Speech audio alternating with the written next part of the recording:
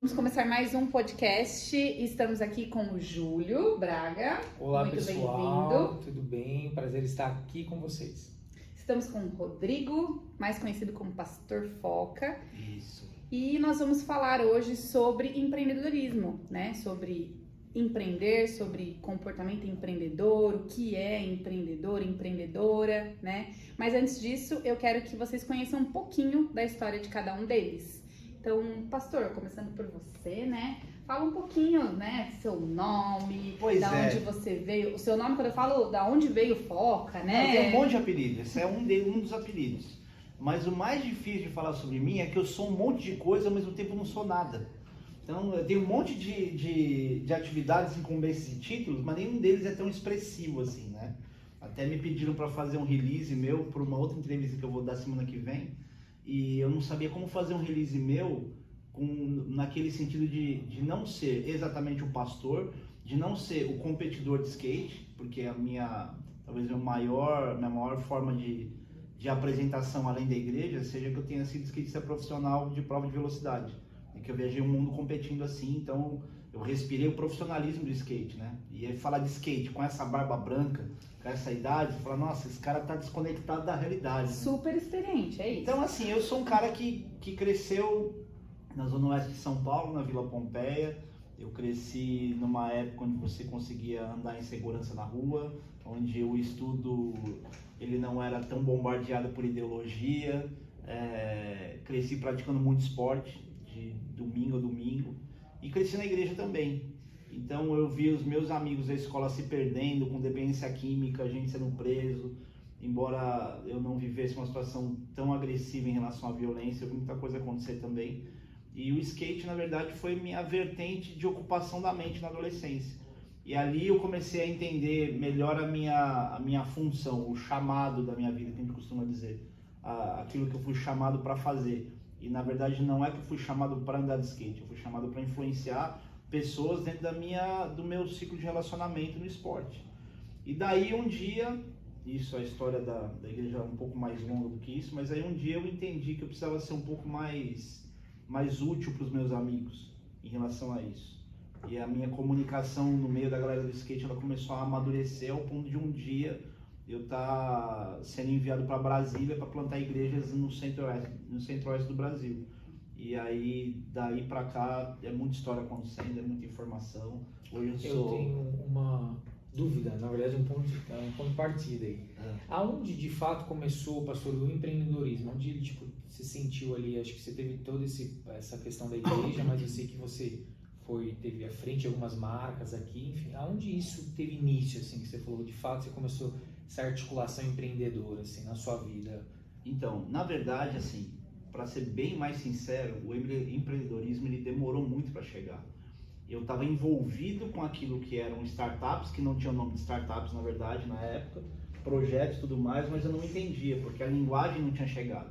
Hoje a gente tem muita informação por causa de programas, por exemplo, como esse, de tecnologia, que a gente não tinha antes. Então, o que era empreender na minha época? Eu quero fazer uma marca de confecção, eu quero fazer uma fábrica de shape de skate.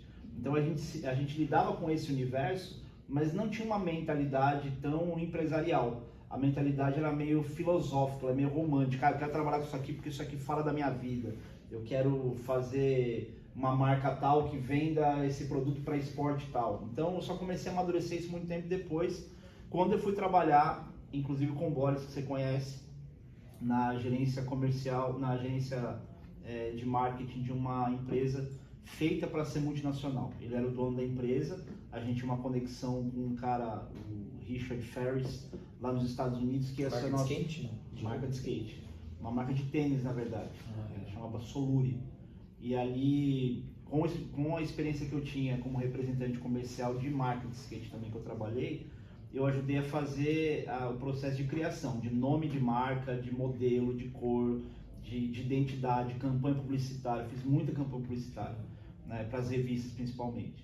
E foi a fase mais legal da minha vida em termos de trabalho, se é que eu posso dizer, trabalho secular, que não tinha a ver exatamente com o que eu faço hoje.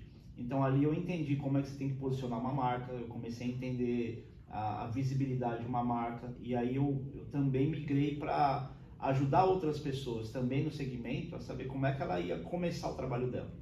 Porque assim, uma coisa é você ter um projeto financeiro, um business plan e tudo mais, e outra coisa diferente é você ter uma filosofia do que você quer. Você tem que juntar as duas coisas, tem que ser um trabalho filosófico, que faça sentido para você, junto com aquilo que é um plano de negócio. E isso é muito difícil você conseguir hoje, porque você tem muita gente que tem cabeça empresarial, mas não tem coração em alguma coisa. E tem muita gente que tem coração em alguma coisa e não tem a mente empresarial. De juntar as duas coisas. Juntar as duas coisas. Então, eu começou muito com essa questão do skate mesmo, de eu ter sido representante comercial, porque a minha história profissional, ela tem muito a ver com a minha fase de bancário, que eu fui bancário por 7 anos. E quando eu saí de lá, quando eu comecei muito cedo, eu imaginei que eu ia trabalhar fácil em qualquer empresa, porque eu trabalhava na área de cobrança, eu era um subchefe de setor, eu só não assinava documento porque eu não tinha idade na época, porque banco tem isso, né? Você só pode assinar com determinada idade, não sei como é que é hoje. E aí quando eu saí do banco, vocês vão lembrar do banco por causa do escândalo do PC Farias, os mais velhos vão lembrar, vocês Eu não, tô com 19, né, pastor? Desculpa, mas... Banco Rural, vocês nem devem conhecer. Conheço por nome. Mas quem é empresário, mas a gente conhece. E eu trabalhava num setor que eu sabia como funcionava a mentalidade do banco em relação à cobrança. Aí eu pensei comigo, cara, agora que eu saí daqui, que fechou o setor, não sei o que, é fácil, eu entro em qualquer lugar, porque eu sei como o banco pensa, então eu posso ajudar qualquer empresa. E eu não conseguia parar em lugar nenhum e não entendia por quê. Aí um dia eu falei assim, bom, já que eu tenho que trabalhar com alguma coisa que me dizem que eu tenho que fazer o que eu gosto, eu vou mandar, na época você não tinha e-mail, eu escrevi uma carta, imprimi, mandei uma carta para cada uma das empresas que eu queria trabalhar. Uma era do Boris, era a Califórnia Distribuidora, e a outra era uma empresa de importação em São Paulo, também de acessórios esportivos. E aí uma me chamou, não fui trabalhar com o Boris, e nesse lugar eu comecei a entender o mercado logístico, de lojistas, logística é outra coisa. O mercado das lojas, né, de surf, skate, tudo, comecei a mergulhar nesse universo, porque eu já praticava esporte. Então era uma distribuidora? Era uma distribuidora.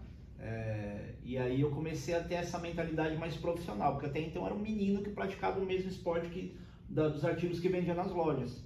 E aí essa transição de ser um representante comercial para trabalhar na gerência de marketing, isso me ensinou muito. Então a minha mentalidade empreendedora, na verdade, eu tive consciência de que eu tinha alguma coisa a contribuir quando eu parei de trabalhar com isso e comecei a trabalhar exclusivamente com o pastor. Porque aí nos aconselhamentos eu tinha condição de entender um pouco mais a realidade dos outros e ajudá-los a pensar. Então o meu papel é um papel muito de conselheiro. Ele não é um papel de um conselheiro técnico, mas de uma forma que, espiritualmente falando, a gente não abole essa questão técnica, a gente junta as experiências, aquilo que a gente ouviu das pessoas, para poder contribuir com alguma coisa.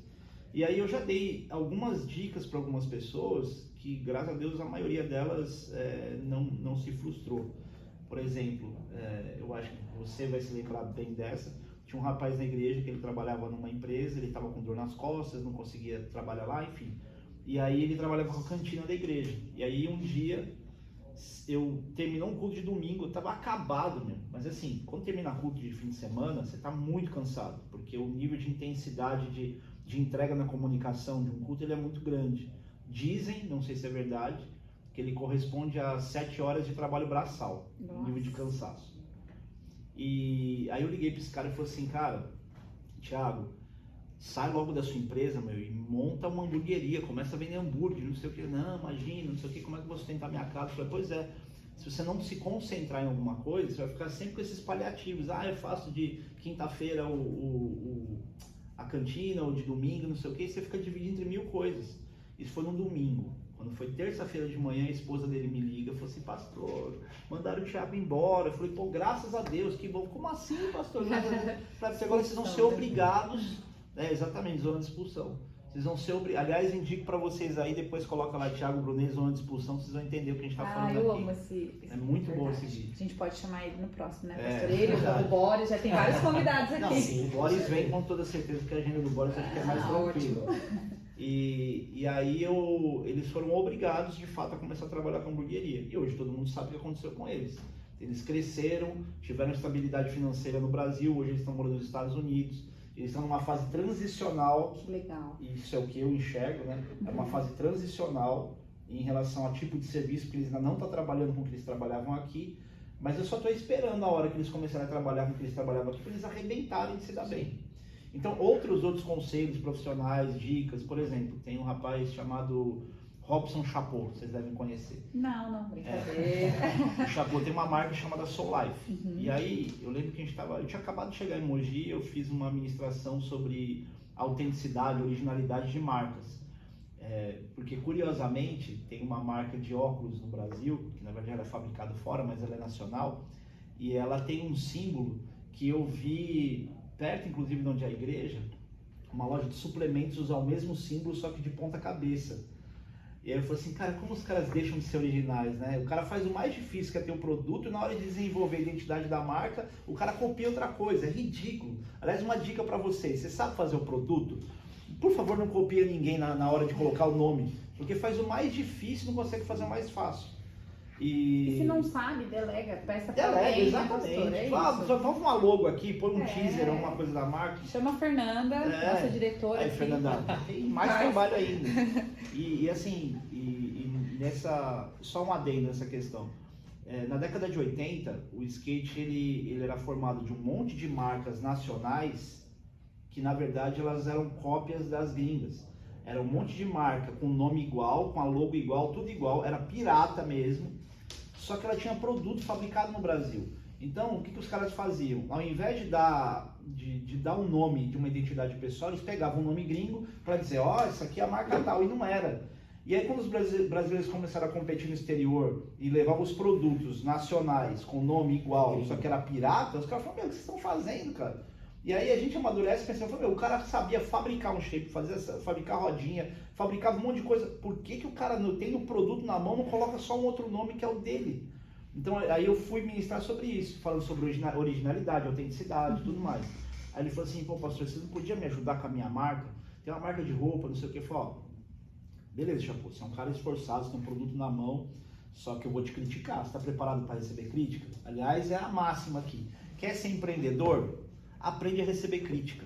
Você tem que saber ser criticado e não ter milindre e imaginar, tipo, isso aqui, olha, não vai com a minha cara, tá falando isso. Não. A crítica é a única coisa que você pode se apoiar para ser lapidado e para melhorar. Você não tem condição de melhorar por incentivo, por elogio. Ninguém melhora por elogio. Nossa, isso aqui é muito legal, vai por esse caminho, tá? Mas onde é que tá errando? Aliás, uma dica que eu sempre dou, que eu dou algumas vezes para as pessoas é, você quer melhorar? Procura pelo menos algumas 5 pessoas leais, fiéis a você, amigos maduros, para eles darem 2 pontos onde você é bom, para te elogiar em 2 coisas que você é bom, e pelo menos 3, 4 ou 5 de crítica onde você está errando, para você começar a fazer um parâmetro de tipo, isso aqui é falha minha mesmo, porque tem várias pessoas dizendo a mesma coisa. Tem uma pessoa, o meu pastor ensina isso, ele falou assim, você tem que avaliar 3 coisas quando se refere à crítica: quem fala, quantos falam e o que falam. Então, quem está falando é alguém relevante? Quantos estão falando a mesma coisa? E o tipo de coisa que estão falando? E o empreendedor, ele precisa ter essa humildade para saber ouvir crítica. E aí, nessas do Chapô, eu falei assim, Chapô, eu vou falar a verdade, cara. Se quer que eu te ajude, eu vou falar. Eu venho desse mercado, eu entendo isso. O seu nome até que não é ruim, mas nome composto geralmente não é a melhor coisa para você colocar numa identidade de uma marca. Agora, sua logo é horrível, sua fonte é horrível. Se você não mudar isso, cara, você vai ter uma mistura de identidade. Você tem muita filosofia aí dentro, mas na hora de você colocar essa ideia para funcionar, ela não dá certo, porque uma coisa não conversa com a outra. Só que assim, o Chapô, ele é muito humilde, ele é um cara trabalhador. Então ele foi humilde para poder ouvir, ele trabalhou, ele pegou a informação e ele fez diferente. Legal. Aí eu falei assim, eu lembro até hoje, ele tinha uma folha caída assim. Aí eu falei assim, essa folha parece que ela tá morta, cara, parece que ela caiu de uma árvore. Você quer mostrar uma folha? Coloca ela com o caule para baixo, com a parte grande para cima, que dá a sensação de a folha tá viva. Aí eu lembrei até hoje, ele pegou uma folha do Canadá, muito legal. E aí ele colocou, aí falou assim, outra coisa, sua fonte é uma fonte militar. O que tem a ver semear vida, Soul Life, com uma folha com uma fonte militar? Nada a ver uma coisa com a outra. Faz o seguinte, pega uma letra cursiva, vai ficar mais clássico, você pega aí, você vai na vertente de uma Mandy, de uma Osklin, alguma coisa assim que tem uma identidade de coisa mais sofisticada, e você vai ter sucesso. E outra coisa, você quer vender aonde? Quero vender na internet, quero não sei o que. Eu falei, cara, desculpa, ninguém vai comprar tua roupa na internet por ser Soul Life.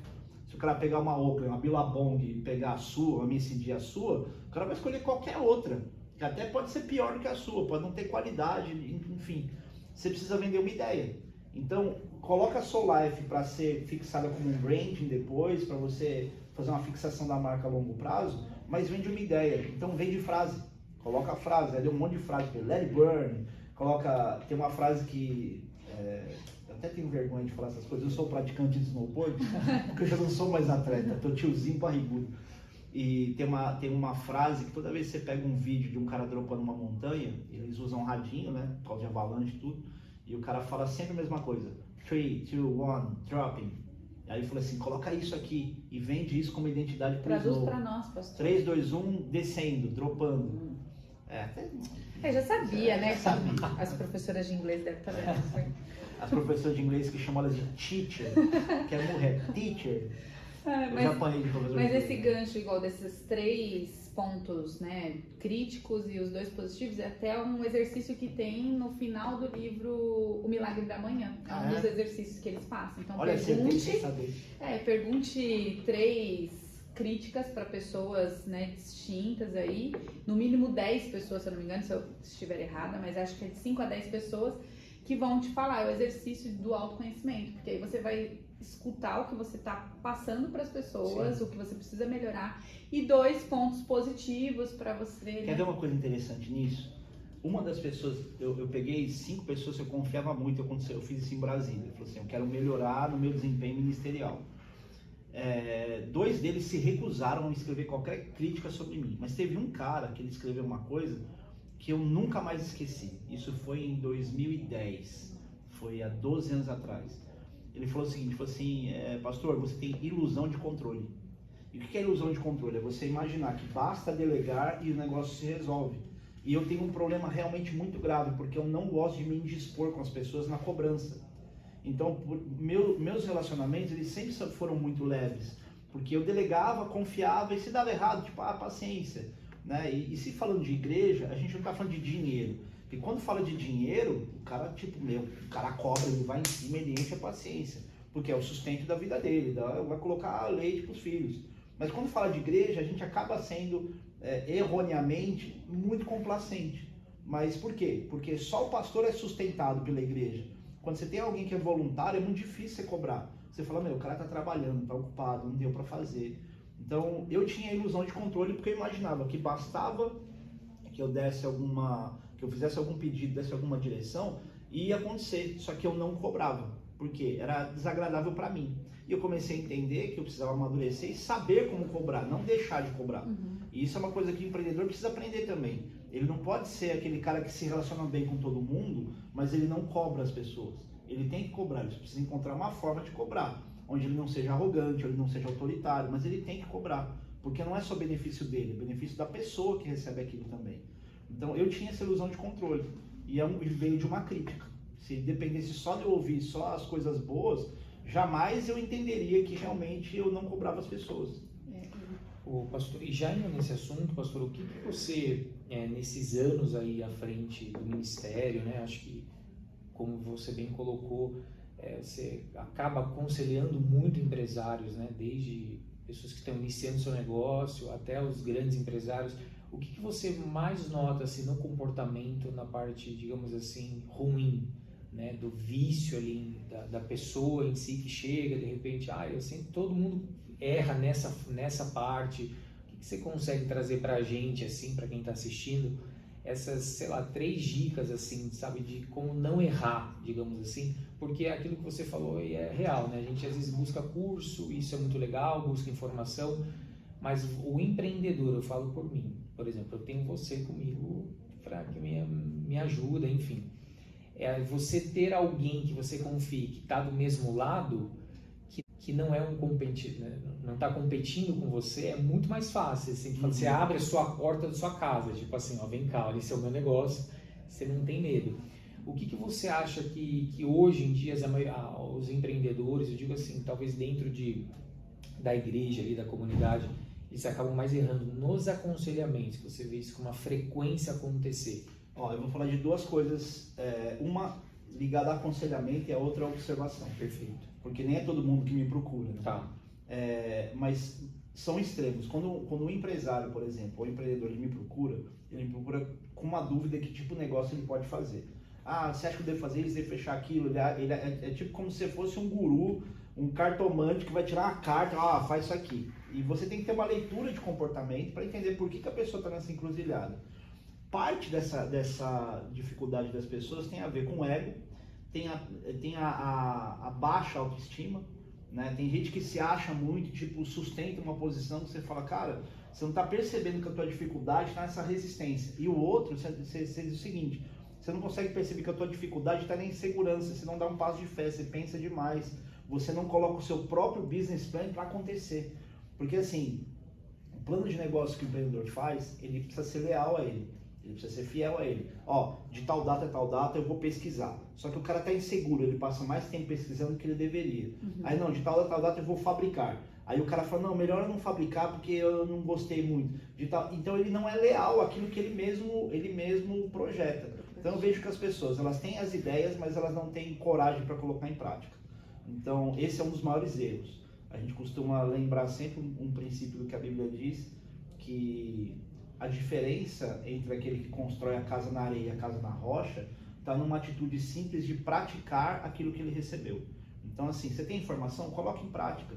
Porque passa muito tempo o cara desenhando uma história que ele nunca efetivamente vai fazer alguma coisa acontecer.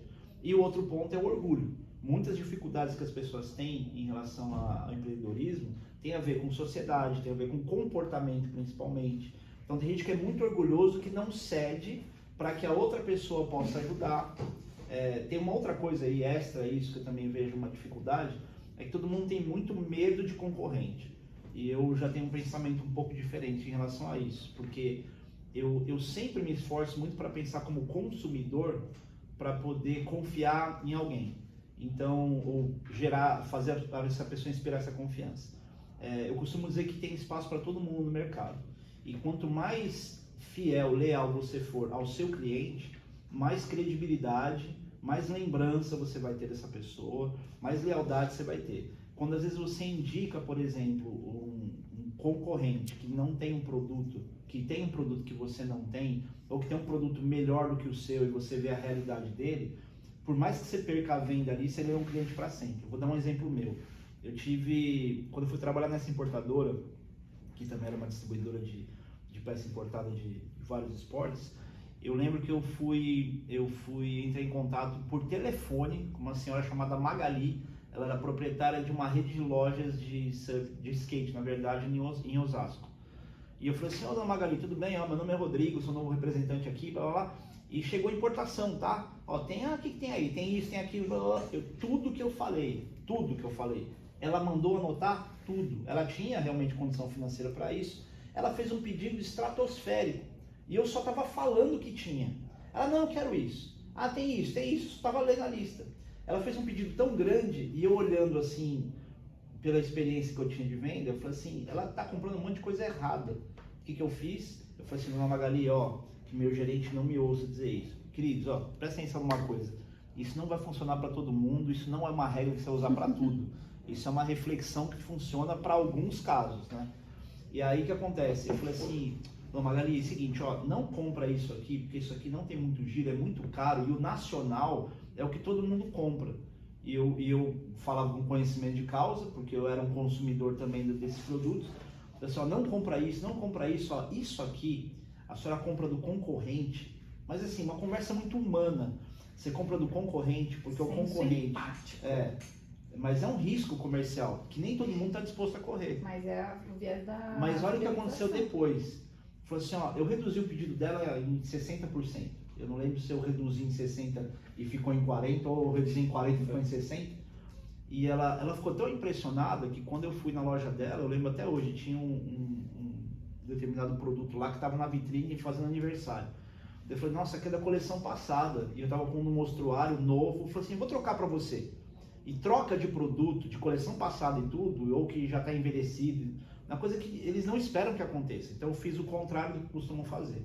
E eu ganhei essa mulher, ao ponto de qualquer coisa que eu estivesse vendendo na vida, que coubesse na loja dela, ela comprava sem problema nenhum. Sem medo, né? Sem de medo. arriscar. E aí quando eu saí desse distribuidor e eu fui para uma outra marca nacional maior de confecção, ela falava assim, Rodrigo, eu nem estou trabalhando muito com essa marca, mas eu vou comprar porque é você e você pode escolher o que você quiser e faz o pedido triplicado para 4 lojas. Quadruplicado para 4 lojas. Aí tudo que eu fazia, tudo que eu queria vender, se eu apresentasse por causa daquela experiência, da fidelização, eu ganhei o coração dela. Ao ponto dessa mulher ter se tornado uma patrocinadora minha quando eu fui correr o circuito mundial. Ela era a única patrocinadora que me dava em dinheiro. O resto me dava tudo em material para vender. Ela me dava em dinheiro, eu fazia o cheque e me dava. Por causa de uma atitude. Sim. Então, às vezes, o empreendedor também precisa ter essa mentalidade de não ser egoísta ao ponto de dizer, não vou fazer tal coisa porque se esse cara for para outro lugar eu perco o cliente. Não. Nem tudo é dinheiro, né? E ganhar o cliente não é ganhar na venda. Ganhar o cliente é ganhar na fidelização. A fidelização te garante outras vendas. Mas um bom negócio individual, ele não te garante a continuidade do negócio. Então, assim, a mente de empreendedor, ela precisa ser muito ampla, ela precisa ser humana, precisa ser técnica, ela precisa ser humilde para saber receber crítica, para saber se relacionar com as pessoas, no caso de quem tem sócio, por exemplo. Eu entendo que muita gente, muita empresa familiar tem muito problema, porque tem muito conflito em relação a isso. Então, precisa de alguém, geralmente de fora, colocar os pés no chão e dizer, você vai trabalhar nessa área, você é dessa, não se metam um no outro, não tratem uma empresa familiar como se fosse o quintal da sua casa.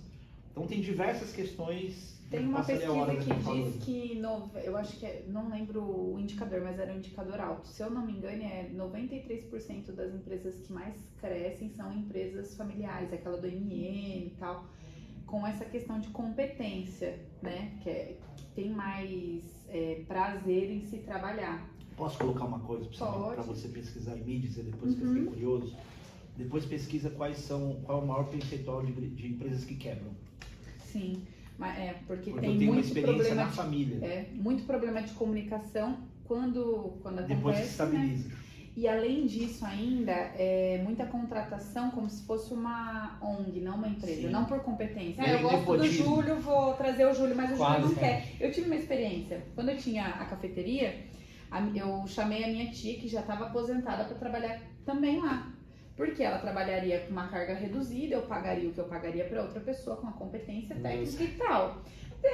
Né? Ela quietinha e tal, e aí ele tentando desenvolver e tal. E aí chegou um tempo que não dava, ela entregava assim as coisas para as pessoas, tipo, pá, né? E aí eu peguei e falei assim, vou ter que desligar. Porque a gente não vai mandar embora mesmo, porque quem eu me sou contratou tia dela, né? E aí eu tava até com um mentor na área de desenvolvimento de pessoas, porque eu não conseguia, eu sabia o que tinha que ser feito, mas eu não conseguia porque era minha tia, tinha a questão do vínculo afetivo. E aí eu fiz a rescisão dela e eu fiquei uns 2 dias com dor de barriga mesmo, passando mal, mas eu tinha que mandar ela embora e aí ficava. No dia que eu fui desligar ela, eu falei, olha, aqui tá sua rescisão e tal. Ela falou assim, ufa, graças a Deus. Eu falei, o quê? 2 anos? Porque você não me falou que não queria? Eu pedi antes. Então, olha a dificuldade de comunicação. Tipo assim, eu tava achando que tava agradando de deixá-la lá e ela não tava suportando ir. Só que ela não queria te pedir. Magoar porque ela tá precisando. E eu não queria mandar e ficou nesse problema de comunicação. Então, empresa familiar tem muito disso. Tem que estar muito bem mapeado o processo, né? Familiarmente, quando tem uma necessidade, quando todo mundo está envolvido nessa necessidade, sustento de uma casa, por exemplo, todo mundo trabalha junto. A gente tem um exemplo de uma hamburgueria, de uma família que frequenta lá a igreja. Eles são demais, chama Hambúrguer 12, lá de Guararema. Eles são demais. E a família inteira trabalha junto. Todo mundo os pequenininhos, eles dobram os negócios, mó barato, cara. E assim, muita qualidade, muito bom.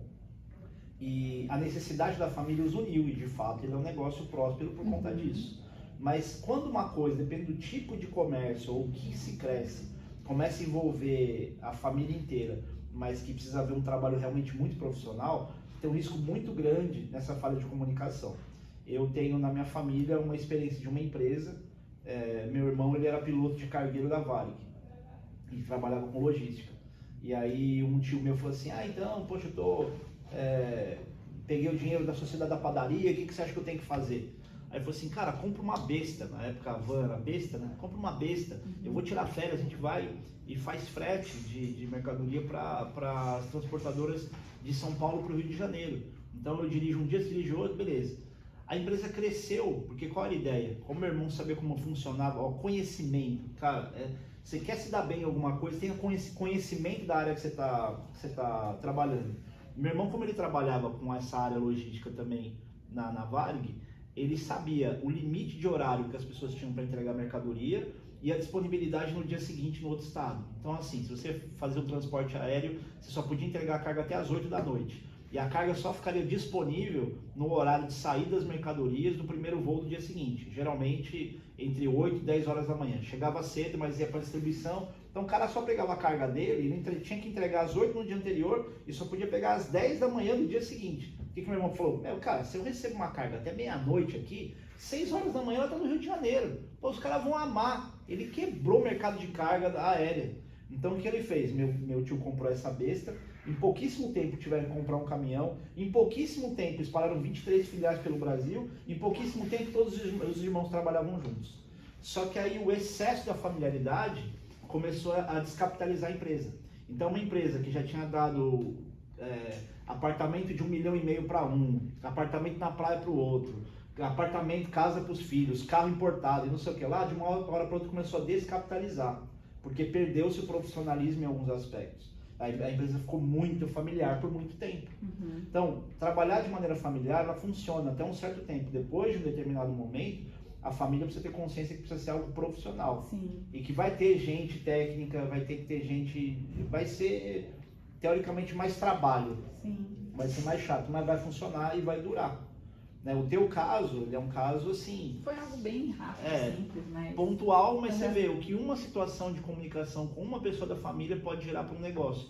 Porque, por exemplo, de repente, nesses 2 anos, esse tempo que ela ficou com você, poderia haver uma fidelização de cliente se uma outra pessoa com uma mentalidade profissional pensando, cara, se eu fizer errado aqui, vão me demitir. E ela vai tratar com tanta atenção que o cliente vai voltar lá por causa dela. Sim, então, às vezes, né? Então, cada caso é um caso. Vestir a camisa da empresa, né? Mas por competência, né? Não por qualidade. A contratação tem que acontecer. Mas eu vejo assim, né? Que até nos dias de hoje, por exemplo, o empreendedor, ele fala por mim também.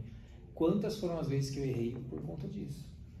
Porque é amigo, porque tá precisando. E não você contratar pela competência, entendeu? E aí você acaba falindo o teu negócio, né?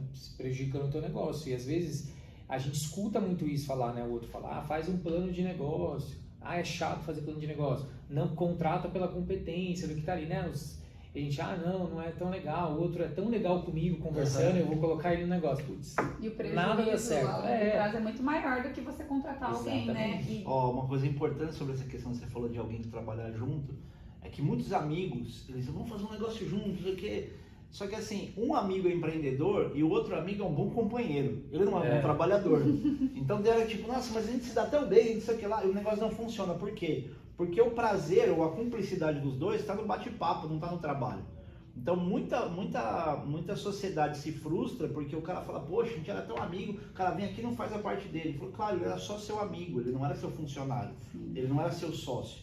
Então precisa haver essa visão também mais sóbria de dizer, a gente se dá bem, mas será que a gente se daria bem trabalhando? Sim. Que nem muito marido e mulher não se entende no trabalho, cara. É uma frustração gigante. Fala aí, Fernanda. Tô até curioso. É que eu parto de RH, né? Sim. É a questão, vocês estão falando bastante sobre contratação de competência, também tem essa questão da confusão de papéis, porque 80% das empresas contratam por competência, 80% contratam por competência e também o mesmo percentual para demissões comportamentais por causa da confusão de papéis na parte de relacionamento, por não saberem ali lidar com a base que é com as situações. Que é o mal, né, da sociedade, é a questão de relacionamento e comunicação. Então, muitos são contratados por competência e são demitidos por atitudes, demitidos por comportamento, por não saber gerenciar. Sim. É um conjunto, né, de coisas. Eu vejo que, eu falo, por exemplo, por mim. Quando eu abri o escritório em 2012, que de fato eu, comecei a minha vida empreendedora, eu sempre vim muito com amigos. Então, hoje são os meus amigos até hoje, graças a Deus. Mas a maioria das pessoas que trabalham comigo foi amigos. E eu vejo, e no final das contas, eu vi que foi muito importante esse relacionamento que talvez, né, para quem não está assistindo e não é cristão, talvez não vai entender, mas para quem é, sabe, eu acho que vinha muito mais uma mão de Deus ali no sentido de estreitar laços, e eu soube tirar proveito disso, porque hoje, graças a Deus, tenho um bom relacionamento com todos. E somaram no momento oportuno ali que tiveram no ciclo, somaram. Mas eu descobri que também há algo sobre a minha vida, isso foi a profissão que Deus me deu, e para conectar, resolver problemas, se relacionar com pessoas. Então, enquanto eu também acho que não trouxe isso para mim, assim, sabe? Vestir a camisa, falou, tá, não desmerecendo o outro ou quem está vindo junto, mas está sobre algo sobre a minha vida e eu preciso valorizar isso, preciso corresponder. De fato, as coisas não começaram a acontecer. Então, quando eu soube disso, né, quando eu acho que eu fiz uma autoanálise, falei, cara, o que eu estou fazendo aqui? Né? E aí as coisas começaram a ter sentido, assim. E eu acho que é isso, o empreendedor também, a gente é um desafio todos os dias, né? Você está ali lidando com, como foi o que a Fernanda falou, você tem um currículo impecável, mas aí você vai ver a parte comportamental, é muito difícil, até uma questão também de igreja, né, pastor? Se a gente for ver isso, a pessoa é ótima em algumas coisas, mas não fala bom dia, por exemplo. Né? Então, ao mesmo tempo que abre porta, fecha a porta. Então, acho que as pessoas muito perguntam, Júlio, muita gente, através do Recri, né, eu recebo semanalmente, realmente, mensagem de pessoas, vamos tomar um café e tal, da nossa igreja, gente de fora. E eu sempre questionando isso, eu tô precisando de gente para trabalhar, como que tá, meu negócio não tá indo para frente, eu não consigo mão de obra. Só que às vezes eu vejo que isso é uma dificuldade hoje geral, né? As pessoas, elas querem fazer, por exemplo, eu quero trabalhar com o pastor, mas eu quero primeiro ver o que ele faz, se eu vou me identificar de fato com a visão que ele tem para o negócio dele, eu vou vestir a camisa. As pessoas estão muito mais ligadas nisso do que vamos fazer e pegar o copo e vamos colocar esse copo na caixa, por exemplo, sabe? Eu acho que as pessoas hoje em dia, elas querem um plano de negócio. Falam, cara, a minha empresa está aqui, a gente quer chegar em tal negócio, que a gente quer fazer dessa forma. Acho que você trazer o funcionário junto, para ele sonhar junto com você, mas lógico, né? A gente dividindo isso, acho que faz muito mais sentido. Uma das coisas que eu acho que eu muito errei no início foi isso, foi trazer pessoas para o negócio e imaginar que ela estava no mesmo gás que você. Imaginar foi talvez uma conversa, isso é né? muito importante, Júlio. Então, assim, eu acho que você ter esse filtro, falar, cara, eu estou trazendo, que nem hoje eu tenho um estagiário, o Renan. Eu conheci ele numa escola, a gente está fazendo um curso técnico, não terminou e é o primeiro emprego dele. Então, eu vejo que ele está numa constância, mas são ritmos totalmente diferentes. Então, por exemplo, eu vejo ele lá, aquela coisa, e às vezes eu falo, Renan, e ele, oi, sabe? Eu vejo que é como se eu voltasse ali colocasse o pé no chão de novo, né? Pegar na mão, tem que fazer isso, porque tem que falar desse jeito. Então, às vezes eu acho que a gente tem que ter um pouco de paciência. Você que é empreendedor, né? Eu falo por mim, assim, você tem que ter aquela paciência ali de entender o seu negócio por inteiro. Eu faria sempre um plano de negócio. Eu acho que independente se esse é muito elaborado ou não, você tem que saber. Rapidinho, né? Foi o que o pastor um pouco disse mesmo. Você tem que ter um começo, meio e fim do seu negócio. Se você não sabe como você cobra. Então, né? assim, você não sabe o que você vai fazer, o que vai acontecer. Então, eu vejo muitas pessoas hoje em dia, Júlio, eu quero fazer. E que eu não vejo também, talvez até nas minhas pregações eu falo muito disso, mas é a constância naquilo que elas acreditam. Isso, perseverando, é verdade. Né? Eu acho que assim, você hoje quer vender, sei lá, bolo. Tá, mas amanhã você está vendendo outra coisa, daí no mês que vem você está vendendo outras coisas. Então, o cliente que você poderia fidelizar, ele falou, mas gostei tanto do seu bolo, indiquei para tanta gente, trabalhando com o quê? Lavando roupa agora? Eu falo disso rapidinho, até pelo meu pai. Meu pai é mecânico, acho que eu tenho 34 anos, acho que é quase mais de 35 anos, e eu sempre vi o meu pai fazendo o que ele gosta de fazer. E meu pai é o tipo de pessoa que ele não se importa com o que acontece em volta. Então ele faz o que ele gosta, está acontecendo, está rolando. Já teve oportunidade de sabe, seguradora, de trazer guincha o carro. Um exemplo, o Porto Seguro, guincha o carro, eu vou levar no Delmo, sempre no Delmo. E tentaram fazer algum tipo de convênio e falou, não, pra mim tá ok, tudo tá acontecendo. Mas é o tipo de empresa dele lá, que ele acha, né? Um negócio interessante como chama, naquele Shark Tank, de uma moça que que ela foi pro Shark Tank, ela conseguiu a sociedade, mas na hora dela crescer, ela não quis crescer. Ela não quis vender pro Magazine Luiza. A mulher ficar milionária do dia pra noite. Aí ela falou assim, então, eu não quero, não sei o quê, porque ó, a gente vendia 3 mil, agora eu vendo 20 mil, eu quero ficar assim, tá ótimo.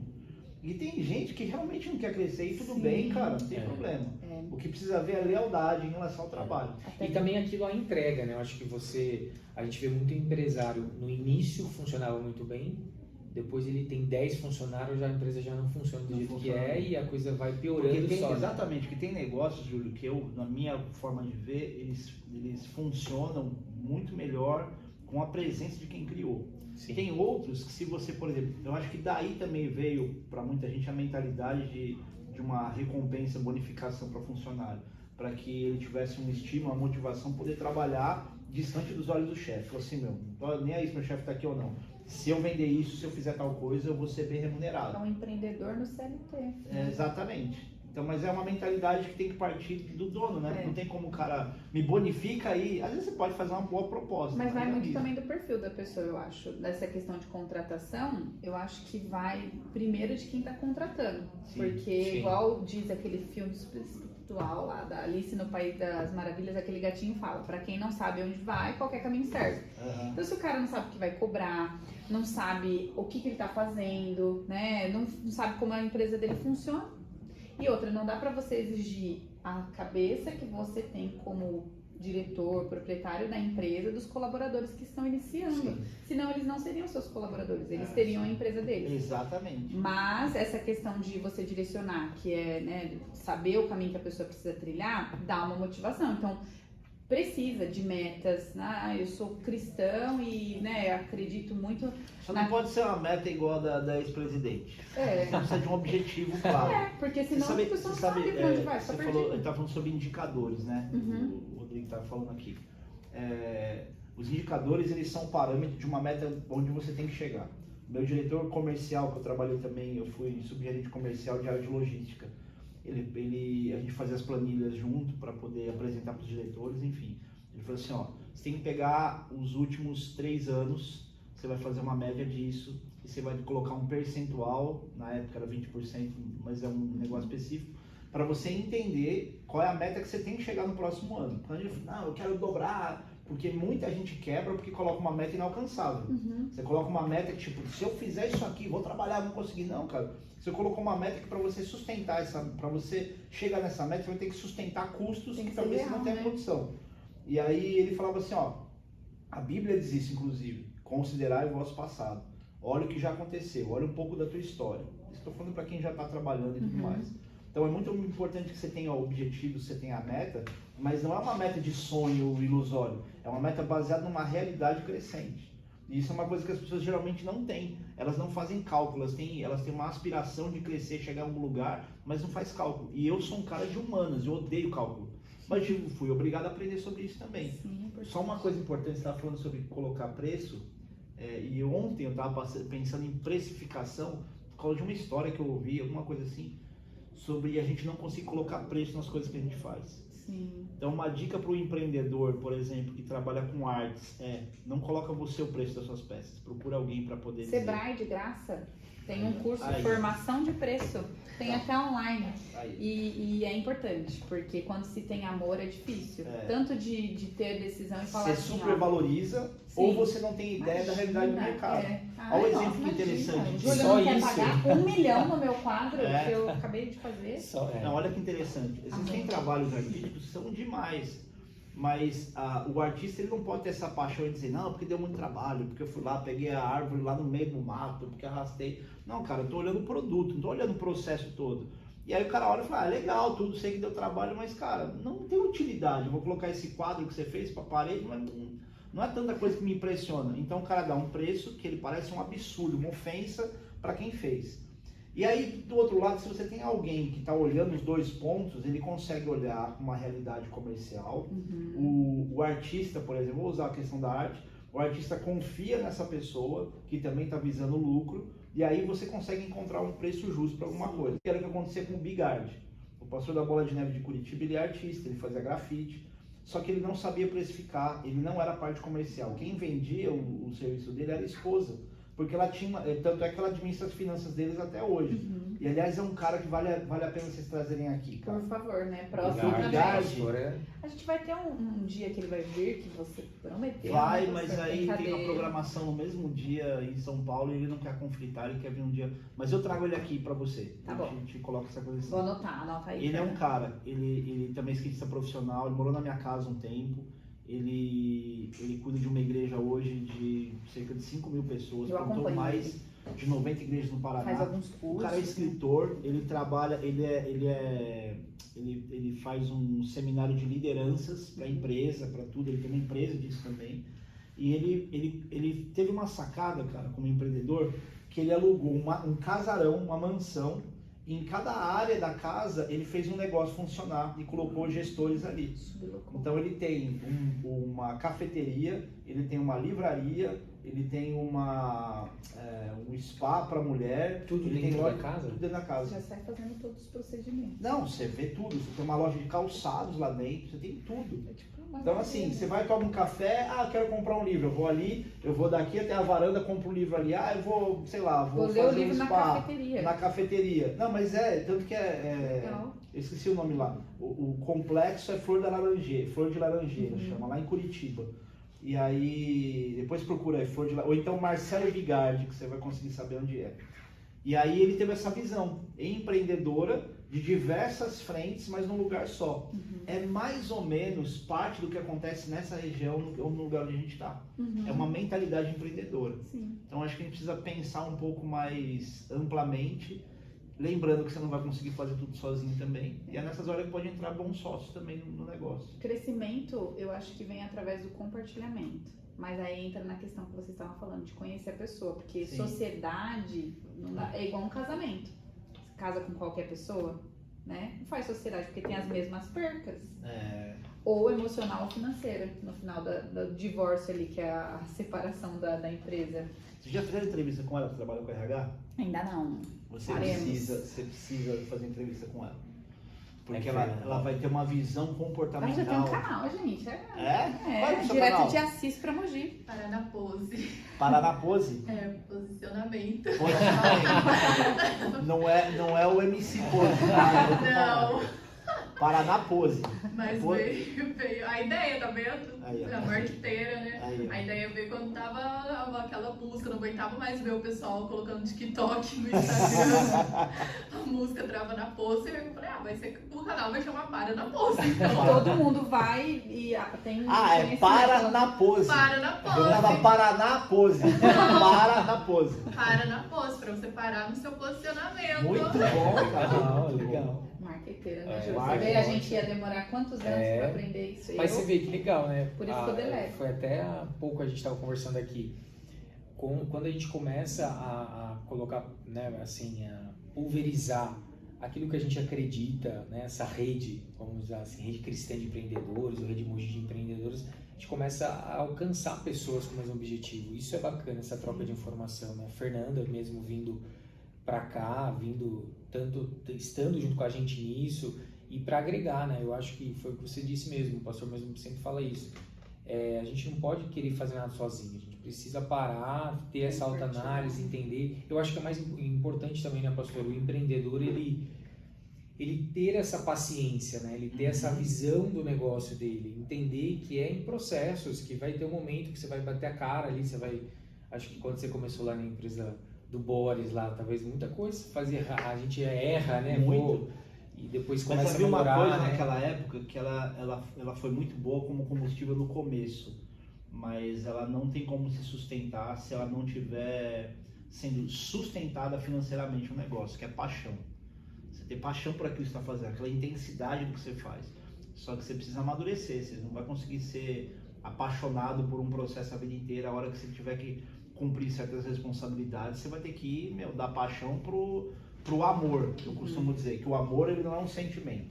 O sentimento do amor, ele é um reflexo da atitude. Tem coisas que você não vai ter o sentimento do prazer. Você vai ter que ter, para você ter o sentimento do prazer pelo trabalho que você tem, você vai ter que cumprir aquilo com atitude. Para você desfrutar de tudo aquilo que você quer alcançar e tudo mais, cara, cumpra a responsabilidade. Você vai acordar cedo, você vai fazer mais do que você faria. Até porque você faz com uma mentalidade diferente, né? Sim. Você não, tipo, não tô cumprindo o horário, eu tenho que produzir.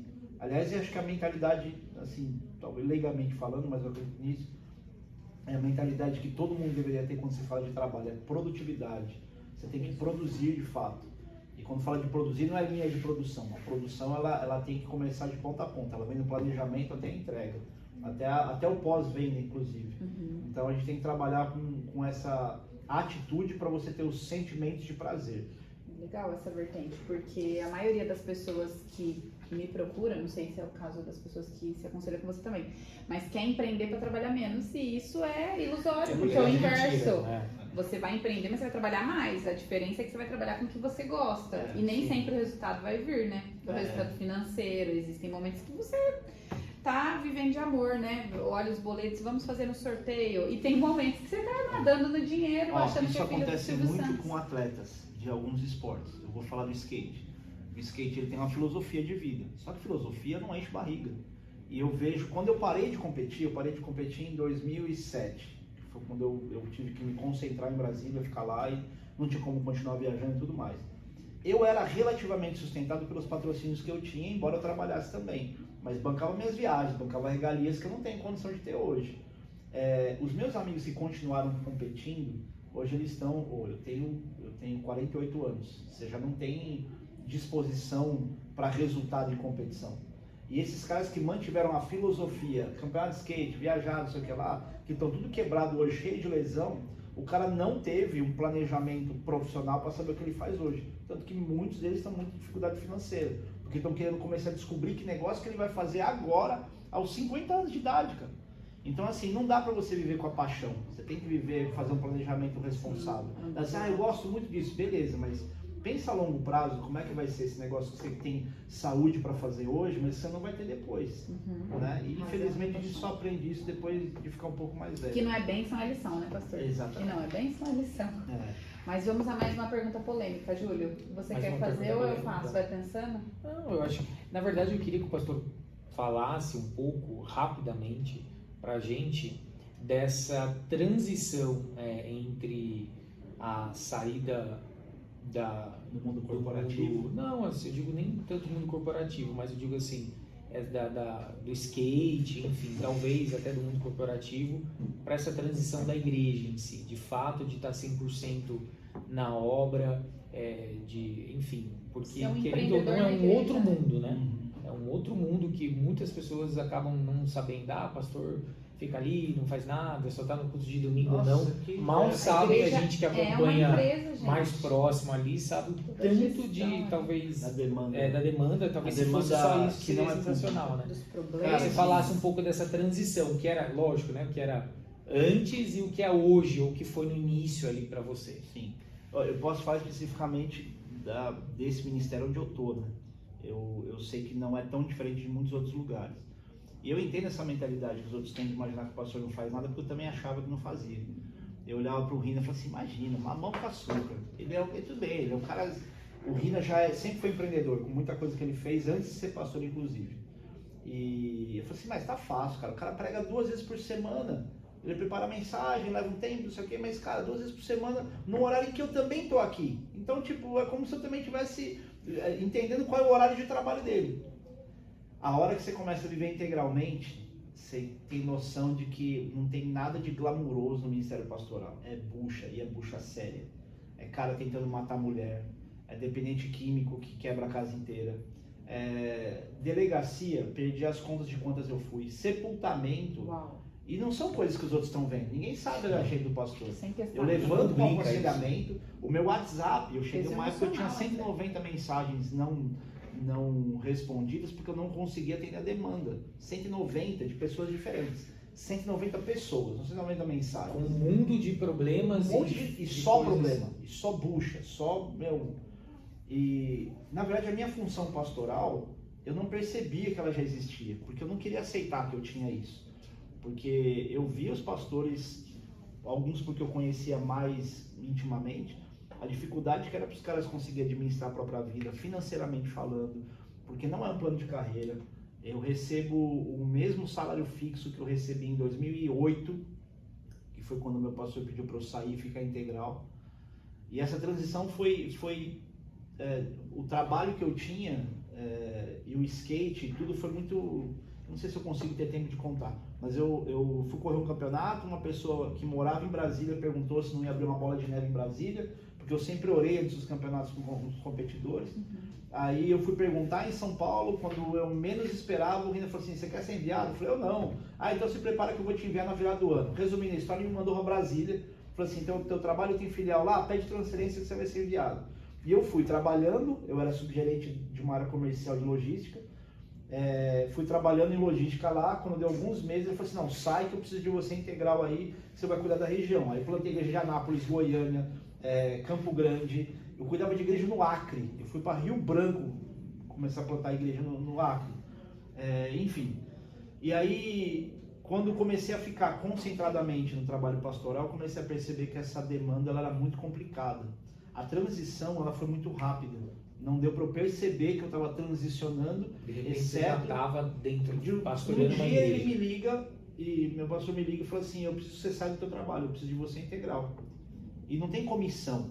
Vai abrir na igreja, não tem comissão. Não tenho isso. O Júlio conhece as minhas finanças, ele sabe minha realidade financeira e ele fala com o Júlio depois. Fala assim, mas como que é? Não tem comissão, eu ganho a mesma coisa. O que eu vivo são milagres, uma provisão de Deus que não pode ser desprezada também. Porque Deus, a minha conta com que eu recebo não fecha, mas tudo que eu tenho é a prova viva de que é Deus que cuida da gente. Então, Vive aquilo que prega, né, pastor? Exatamente. Viver pela fé não é viver pela miséria, mas é você viver de uma forma onde você não seja dono de uma administração onde financeiramente você resolve tudo.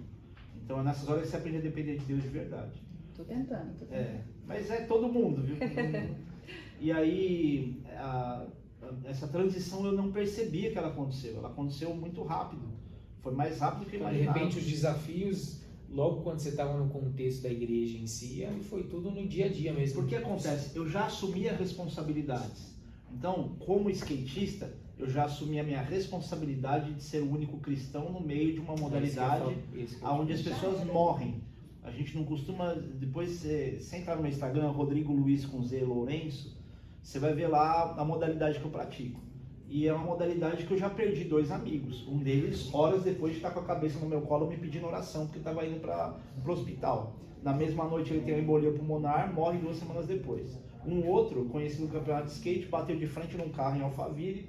O carro teve que sair guinchado pelo estado que o cara estava, não podia abrir o macacão para os órgãos não pular para fora. Esse é meu esporte. Então o que eu tinha? Eu tinha que ter a presença de Deus naquilo. Então eu orava com a galera. Então eu já era um pastor no meio da minha galera do skate. Então essa transição de sair de um trabalho, de uma mentalidade responsável para trabalhar com uma mentalidade responsável como pastor, veio da área empresarial, da área comercial. Então eu juntei uma coisa com a outra. Eu já trabalhava as 2 coisas, mas eu não sabia que um dia eu ia usar as 2 coisas para ser pastor. Por quê? Não adianta eu ser só brother da galera como pastor, porque eu preciso organizar as coisas, eu preciso treinar pessoas, eu preciso responder tecnicamente por alguma coisa, respondo financeiramente pela igreja. Então nessa hora que a parte comercial, ela se funde aquilo que era meu chamado no skate. Então eu sou alguém que me comunico, mas que tem que trabalhar com a responsabilidade, cumprir horário. Porque, por exemplo, quando você fala de filosofia de skatista, é o cara da rua, o cara tá nem aí. Não é a minha realidade como pastor. Eu tenho que cumprir horário, tenho que cumprir horário com as pessoas, eu tenho uma agenda de aconselhamentos que tem que ser em horário, tem que ser com responsabilidade, eu tenho que acompanhar depois, então eu tenho o follow-up, né, que chamam, do que seria na área comercial para o pós-venda. Ou seja, a vida pastoral também é um pouco mais desafiadora no sentido do empreendedor, né? Porque às vezes a pessoa tá ali que, eu não tô à frente de uma igreja, o pastor é fácil, mas cara, converse com um pastor para você ver. Para 90% dos pastores não há uma perspectiva financeira. Eu, por exemplo, eu não tenho como dizer, eu vou ganhar dinheiro daqui para frente, exceto se eu trabalhar com alguma outra coisa que me ocupe o tempo, a cabeça, o coração, e eu falo, igreja, põe no seu lugar, eu sou pastor, mas eu vou ganhar dinheiro. Não, tanto que eu não me preocupo em ganhar dinheiro. E eu preciso, para os projetos que eu tenho, eu precisaria de mais recursos. Mas, cara, Deus me ajudou a chegar até aqui, só fazendo o que Ele me disse para fazer, Não vai ser a minha... É lógico, eu sou um pastor, eu não estou falando como empreendedor. Sim. Né? Então o empreendedor tem que ter uma mentalidade diferente. Empreendedor é solucionador de problemas. Exatamente. Então o senhor é empreendedor, pastor De empreendedor. alguma forma que acaba sendo. E se Mas você que tem essa legal. pergunta, Não, olha, isso que ele falou, né? Primeiro, alguns pontos que eu acho super relevantes só ressaltar. Você teve sucesso nessa sua jornada aí no meio corporativo, mas você sempre fez aquilo que você gostava, trabalhava com produtos e vendia produtos que de fato tinha relevância para você. Então, automaticamente credibilizava essas pessoas, porque mesma coisa que falar pra você assim, você vai vender produtos veganos se você come picanha. Você vai falar, então, olha, é diferente de alguém que defende a causa, que, te traz aquele peso na consciência de falar, não vou comer mais carne. sim. É Né? por isso, Tati, que eu costumo dizer que eu tenho o melhor trabalho do mundo. E o que eu fiz um teste com o pastor um dia, e foi a única pessoa que eu fiz o teste que deu 100% empático. Cara, ele se importa mais com as pessoas do que com ele. Eu acho que é o que fundamenta ser um pastor, né? É o maior problema de um pastor. Então imagina, nessa questão burocrática, quando você tem que falar não, quando você não tem o recurso que você precisa para ajudar alguém, seu estômago deve sentir super, né? É difícil porque assim, com o passar do tempo você começa a não querer se colocar no lugar de Deus. Mas ao mesmo tempo, você se quebra por dentro por falar assim, cara, eu sei o que essa pessoa precisa, é legítimo que ela precisa e eu não tenho estrutura para poder resolver o problema dela. E o que mais chega em mim são problemas. As pessoas elas se relacionam comigo por causa dos problemas delas. A grande maioria delas. Acho que não dá para contar nos dedos de uma mão quem só me fala as coisas boas do que ela vive. Então assim, o tempo todo eu estou absorvendo tudo isso. Então é muito difícil você olhar, querer resolver, querer ajudar e saber que a pessoa vai ter que passar por um processo onde ela não vai ter ajuda de ninguém, nem a minha. Então a gente fica de mão amarrada, porque a gente sabe que Deus às vezes não vai tirar a pessoa daquele momento até que ela amadureça, ela aprenda onde ela errou, para que então ela consiga progredir e chegar onde ela quer. Então, nesse aspecto, o trabalho pastoral é complicado, mas ao mesmo tempo, assim, eu costumo dizer para as pessoas que eu tenho o melhor trabalho do mundo, porque eu trabalho com uma coisa que faz sentido. Eu não trabalho com algo que envolve uma prospecção financeira que daqui uns anos, se eu pego uma doença terminal, meu dinheiro não vai me ajudar. Sim, então eu trabalho... faz sentido, né? E aí eu digo para as pessoas que eu não preparo ninguém para ficar rico. Tem muita gente muito melhor do que eu, que vai te ajudar a prosperar. Você pode falar com o próprio Thiago Brunet, pode falar com um monte de gente. Eu costumo dizer que eu preparo as pessoas para a hora da morte, para a pessoa para morrer. É meio mórbido, meio sórdido e tudo, mas é verdade. Sim. A gente trabalha com a eternidade. E no meio do caminho você dá os conselhos, você ajuda, você orienta, você pensa junto, você sofre junto. Mas eu estou preparando a pessoa para uma coisa que realmente faz sentido. Eu acho que é o que mais importa. Dinheiro vai, dinheiro vem, né? Igual você usou o exemplo lá no culto. E as habilidades que a gente tem, diferente de como aonde a gente esteja, vai fazer com que as coisas aconteçam, né? E se não estiver acontecendo e nós de fato estivermos sendo os filhos de Deus, tudo que é bom ou que é ruim é permissão, né? E teve um dos podcasts que eu assisti que o cara falou assim, olha, pastor, agora eu recebi uma bênção, uma porta se abriu, eu vou receber o dobro para ir para outra cidade, então eu tô indo embora para outra cidade. E aí o pastor era o Paulo Borges, e aí ele falou assim, então se tivesse recebendo a metade do que você recebe hoje, não era uma porta de Deus que se abriu, então eu faço a métrica se tô tendo resultado financeiro ou não, peraí. Às vezes não é isso que fundamenta, às vezes a porta é fechada. Inclusive pela visão de longo prazo. E aí a gente fica só colocando de fato os resultados ao invés de saber, né? Quantas vezes teve coisas que de fato ali parecia que não fazia sentido e depois fez, ainda bem que não deu certo, ainda bem que, né, a gente foi... Olha que interessante, você tá falando sobre essa questão do dinheiro, de ser pago e tudo mais, né? O Celso Portiolli, não sei se já deve ter visto esse vídeo, ele conta que ele escrevia as pegadinhas pro Silvio Santos, ganhava uma merreca por aquilo, e um dia ele foi conversar com o Silvio Santos e ele trabalhava em algum outro lugar, falou, quando você ganha tanto? Eu falei, não dá pra você trabalhar na TV, porque a TV paga, acho que era 1/3 do que ele ganhava. Aí, não, eu só posso pagar pra você R$500, ele tá fechado.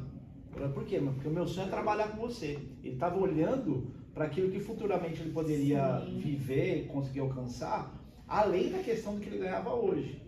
É interessante quando você tem essa visão, né, para o futuro, de acreditar em alguma coisa. Olha que interessante também, aquele Caíto Maia, que é o proprietário da Chili Beans, o cara, ele fez um um evento lá com algumas pessoas importantes no começo da empresa, ele deu um envelope para cada um. Para cada uma dessas pessoas, ele deu R$1 milhão. Eram 17 pessoas, ele deu R$17 milhões para pessoas. Porque, e escrito, obrigado. Por quê? Porque essas 17 pessoas, isso é muito interessante, eles começaram a trabalhar com ele sem receber. Então eles acreditaram no sonho do cara, no projeto do cara, cresceram, o cara ficou milionário. Um dia o cara se lembrou disso. Olha o preço da gratidão, a importância da gratidão. O cara deu R$1 milhão para diz que teve gente que chorou, teve gente que desmaiou, teve gente que gritava. Né? Tô devendo para um monte de gente quando eu tiver muitos milhões. Estou com a lista aqui. Mas se eles merecerem, eles nunca vão se preocupar nem em te cobrar. Exato. Então quem te cobrou não vai merecer. Sim. Por exemplo, o Pio, que é o pastor do Bola do Canadá, ele me prometeu uma Paraty o dia que ele tivesse dinheiro. O tempo passou tanto que a Paraty já não é mais o carro. Vou te dar uma Paraty. Se ele me der hoje, ele cumpriu a palavra, tá tudo certo. Por isso que quando eu olhar para a questão do valor em si. Tem pessoas em débito aí. Olha a lista, olha a lista. Mas é legal. Uma outra, eu abri uma caixinha lá e perguntaram referente ao dízimo, né? Empreendedor tem muita dificuldade. Mas por quê? Porque dentro do que a gente começou a falar dessa questão de não ter a organização, o planejamento e tal. E aí tem pessoas que querem colocar métrica sem nem ter começado a organizar aquilo que se tem, né? Anotar ali. Eu acho que tem coisas que todo empreendedor precisa e nós como pessoas, né? Anotar quanto se entra, quanto se sai, quanto tá sobrando ali, né? Porque senão não tem como fazer uma meta. Mas as pessoas perguntaram como que eu faço como empreendedor para dar o dízimo, né? É um princípio de um empreendedor cristão. E aí teve algumas pessoas que vieram em um curso que eu tava dando e falou assim, Tati, eu faço uma oferta de algum valor que eu acho que é real. Quando a gente foi apurar ali o demonstrativo de resultado, então entrava, vamos supor aí, 10 mil, tinha uma despesa de 9 mil e ela fazia uma oferta de 2 mil. Essa empresa estava fechando com R$1.000 negativo, não fazia sentido, porque ela não sabia como fazer. Como que o senhor acha que tem que ser feito essa devolução do dízimo? Sim, ela é mais simples do que parece. Assim, eu sei que tem pastores que vão falar coisas diferentes e falar disso fazendo pela fé. Pela fé, muita empresa já quebrou. Sim. Então, o argumento não é fazer pela fé, mas fazer pelo bom senso. Sim. E para isso você precisa ser transparente, você precisa ser verdadeiro. Então, tem gente que coloca na conta da fé um monte de coisa que não é dela. Eu aprendi com um cara chamado Abraão Xavier, eu acho. Ele escreveu um livro, Minha Vaca Magra, alguma coisa assim. E ele fala sobre a questão de capital dizimado, ele fala, são muitos assuntos. Mas ele fala o seguinte, olha, se você trabalha com compra e venda de casa, você vai ter que saber que você dá o dízimo de lucro, você não dá o dízimo do valor total, porque senão como é que você capitaliza para continuar fazendo o negócio funcionar? Porque você comprou aquela casa com capital já dizimado, então o teu dízimo já está ali. Então tem diversas questões. A questão da empresa é o seguinte, você tem que entender que existem coisas que são para o funcionamento, ou seja, que é o capital de giro, outras pessoas vão saber explicar isso melhor do que eu, e detalhes de benefícios que você recebe, que propriamente não são lucro. Vamos lá, quando você, a grosso modo, a maioria das pessoas faz isso, ninguém se sente culpado e não percebe. Quando você tem na sua empresa, você recebe lá, você tem um olerite. O seu olerite está lá, INSS, tem um monte de desconto, imposto de renda na fonte, cesta básica, não sei o que lá, e você recebe o teu percentual em dinheiro, como é que as pessoas costumam dar o dízimo? Eu dou do valor bruto. Então, mas porque a maioria das pessoas... benefícios sim, meus. mas a maioria das pessoas nem lembra disso. Só que isso é pessoal. Isso é correto você fazer. Você tem um benefício de tudo aquilo. Só que aquilo é seu. Despesa. Outra coisa é empresa. Se você, não, mas eu quero dar o dízimo da empresa. Cara, isso você pode fazer como oferta. A empresa é pessoa jurídica, ela não é pessoa física. Você é pessoa física. Então, por mais que você possa fazer isso não é um problema. Se você em algum momento tiver que fazer, por exemplo, uma auditoria de maneira fiscal, você pode se comprometer com o dízimo que você dá da igreja, para a igreja, que vão olhar e falar, meu, isso aqui é lavagem de dinheiro, cara. Tá entrando dinheiro. E aí a pessoa quer ser super espiritual. Então, assim, primeiro, separa aquilo que você tem o que é o funcionamento da empresa, custo para a empresa e tudo mais, daquilo que é benefício pessoal. Cara, isso aqui eu recebo, com isso eu pago todas as minhas contas, as minhas coisas, então tá, meu dízimo começa ali. E outra coisa, dízimo não é um encaixe que você coloca no meio. O dízimo ele tem que ser prioritariamente inicial. Por quê? Se você der o dízimo daquilo que te sobra, tem uma máxima do povo judeu que é o seguinte: imagina que o seu recurso cabe nessa mão. Primeiro, segundo, terceiro, quarto, quinto. Se você não der o seu dízimo daqui, você vai dar o dízimo do resto. Aliás, se você der o seu dízimo, ou inicialmente como primícia, Deus tem condição de abençoar todo o resto. Sim. Se você der daqui, só isso você é abençoado. Se der daqui, Deus vai abençoar o quê? Se for do que sobra, e não daquilo que você faz como prioridade. Então, esse é um dos princípios. E a questão é pessoal, separado de empresa. Separe sua empresa daquilo que é o seu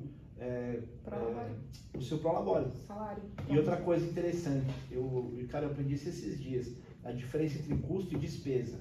Então, se você tem condição de ter retorno com alguma coisa, deixa eu lembrar aqui, eu não lembro se entra como custo ou despesa. Tem que avaliar essas questões também, porque tem dinheiro que você vai receber, que você vai investir como um custo, que ele ainda vai voltar para você. E tem outras coisas que são só uma despesa que você não vai ver o dinheiro de volta.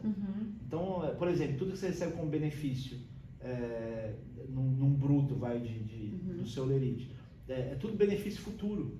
Pode não receber na hora, mas você vai receber em algum momento. Sim, Opa, vai vir lá então no aquilo, FGTS, exatamente, quando você for, exatamente. E aí aqui, isso sim pode entrar. Aí entra no que o senhor falou. Eu não preciso tirar o dízimo de lá de novo, porque eu já tirei no... Capital de cima. Agora, se não, aí é entrar a questão da consciência. Então, quando eu pegar, eu vou tirar.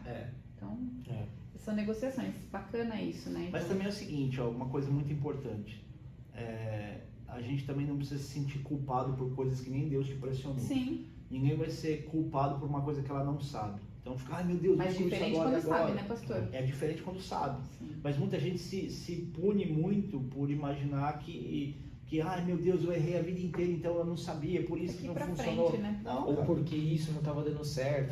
Deixa eu fazer toda a conta anterior, né? É. Tirar tudo e pagar, mas é daqui pra frente. Uma outra questão também é sobre sonegação, né? Existem, por exemplo, na categoria do MEI, o MEI não tem obrigatoriedade de emitir nota, ok, mas quando existe não tem obrigatoriedade de emitir nota, mas você tem o direito e tem um dever, né? Ponto. Então ele tem ali até 81 mil, só que é uma categoria muito livre. Então às vezes eu vendo 160 mil, mas eu só emiti 60 mil de nota. Sendo que o governo, né, permite que a gente faça a gestão disso. O que você acha de cristãos que coloca lá na declaração que teve um faturamento de 60, 80 mil para não se desenquadrar da categoria como MEI, mas na verdade ele teve 160. Olha a polêmica, hein? Eu vou te falar. É nessa hora que entra a transparência. Vamos levar em consideração o seguinte ponto. A grande maioria das pessoas que trabalham no comércio informal não tem nem registro de MEI. Tem gente que não tem ideia do que é isso. Você vai falar com muita gente que é ambulante, o ambulante não, porque ele tem que ter todo um parâmetro. Hoje está voltando a se formalizar. Mas assim, quando a pessoa ela já está inserida nesse contexto, que ela sabe onde ela está pisando, a sonegação consciente ela é muito pior. Perfeito. É diferente de alguém que não tem ideia do que é isso. Por exemplo, olha a minha experiência. Eu por muitos anos da minha vida, eu não declarava imposto de renda, porque eu não tinha renda suficiente para declaração. Eu trabalhei muito em comércio informal e tudo, não tinha empresa aberta, mesmo como representante. Eu era um moleque, eu dava de skate, ganhava peça, vendia, ganhava comissão, e não tinha ideia do que era, e de fato não tinha um rendimento que justificasse. Meu primeiro ano com declaração de imposto de renda, que foi quando eu estava trabalhando na empresa, que teve a junção da minha renda da empresa com a ajuda de custo que a igreja me pagava, aí eu tinha, de fato, juntando as duas coisas, ter que declarar o imposto. Mas eu não tinha experiência nenhuma nessa questão.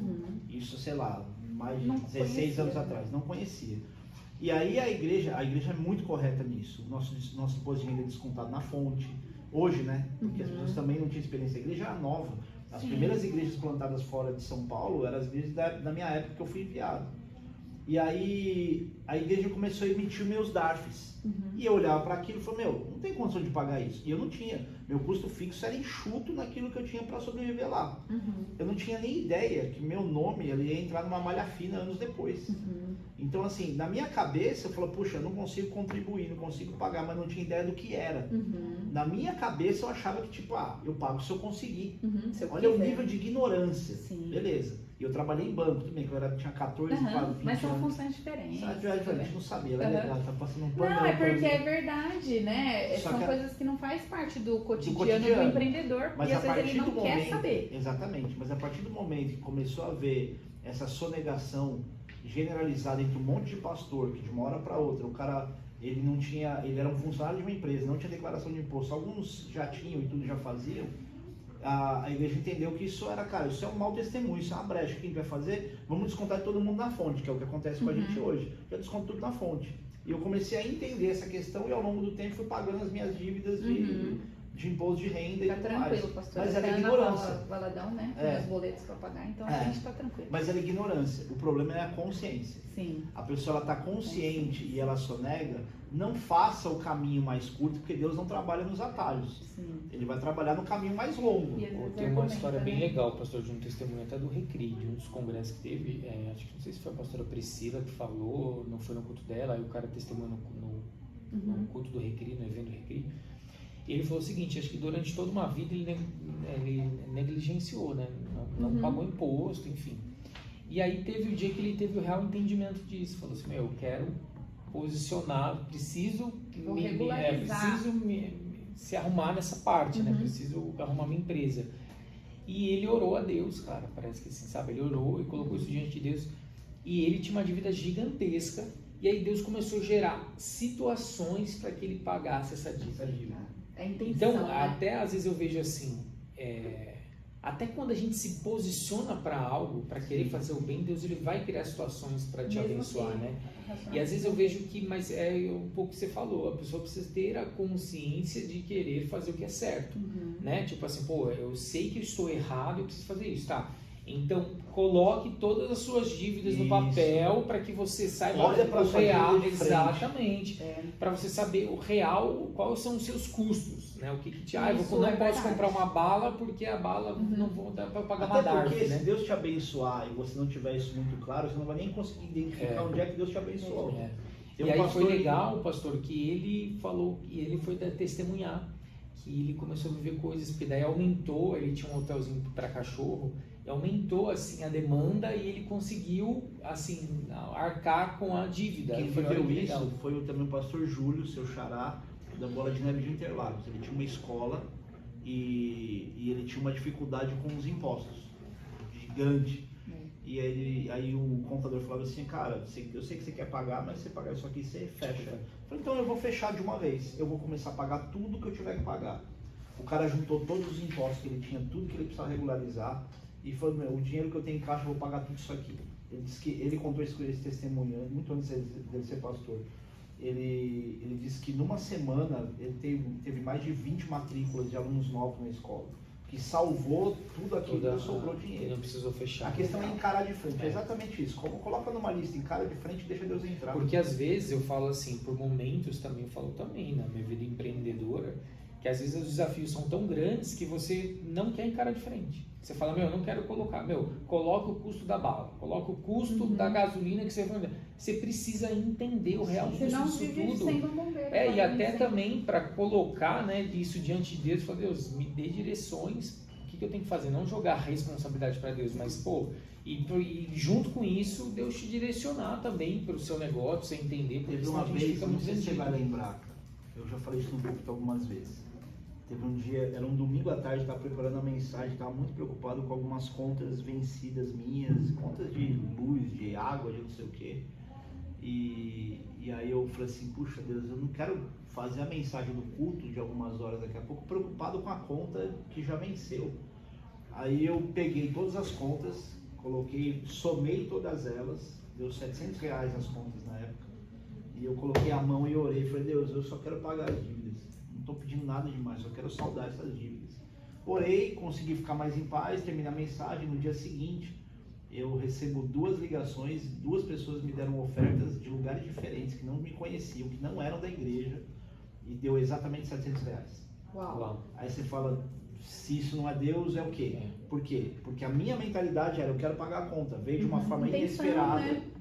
Então assim, é o que você falou, você relacionar, você encarar de frente as tuas dívidas é muito importante. Já dizia a pensadora contemporânea é o que maravilha. Ela falou numa entrevista uma vez assim, falou assim, a nossa vida é como uma onda no mar, se você virar de costas, ela te engole. Então encara de frente e fura. Sim. As nossas dívidas são iguais. Você não vai ver Deus entrar, se, aquela dívida está, você faz a conta dela. Deus é dono do ouro e da prata, ele resolve o que você não tem competência para resolver. E às vezes ele trabalha com cada um de uma forma diferente, né? Porque eu fiz a minha listinha lá e não apareceu nada desse tipo. Eu tive que ir lá, ó, penando. Mas tá acontecendo, né? Não, mas e também aquilo, né? Com Porque cada tipo, você faz aquilo e de repente... E a minha intenção não, era, vai o modo acontecer um de milagre dizer, né? igual Isso não acontece é com todo mundo. uma regra, mas eu digo assim, você Sim. ter a real situação. A Porque, e intenção, também eu o que acho. falta muitas às vezes eu vejo, a gente às vezes está tão preso dentro do buraco que você não consegue ver saída. Sim. Então quando você faz isso, cara, você começa a ter discernimento, você começa a orar, você começa a pedir ajuda do seu pastor local, das pessoas que te acompanham. Sim, um retreat aí, né? Um eu monte acho de coisa que assim, de informação tem e ninguém muito- vem, né? Às vezes. então, Tem assim, curso, tem não sei o quê. Depois vem quando já tá pegando Tem fogo. curso, Tem tem palestra, sócio, tem para você sócio. descobrir. Tem Então um assim, monte eu de acho que a ferramenta tem, às vezes precisa a pessoa, né? A gente querer sair do buraco. Sim. Porque se a gente não, a gente tem um ministério na igreja lá, o NV, Nova Vida, que na verdade fala muito disso, se a pessoa realmente não reconhecer que ela está naquele estado, seja ele qual for, Não vai ela ter não tem mudança. mudança para nada, não consegue sair para nada, né? É isso. Acho que para fechar isso, e um exemplo agora, né, dessa questão da intenção. Teve uma vez um empreendedor, já estava faturando aí acho que uns 300 mil por mês e tal. E aí ele pegou e falou assim, ele era consultor também, ele falou assim pra mim, Tati, me ajuda aqui nessa questão da organização e tal, beleza. E aí ele falou assim, eu tenho uma folha de pagamento de 150 mil, eu tenho uma despesa de 100 mil, sobra 50 e tal. Não pago os impostos de tudo, porque se eu faturar tudo, a conta não fecha. E aí você acha que é mais fácil deixar 50 famílias passando fome?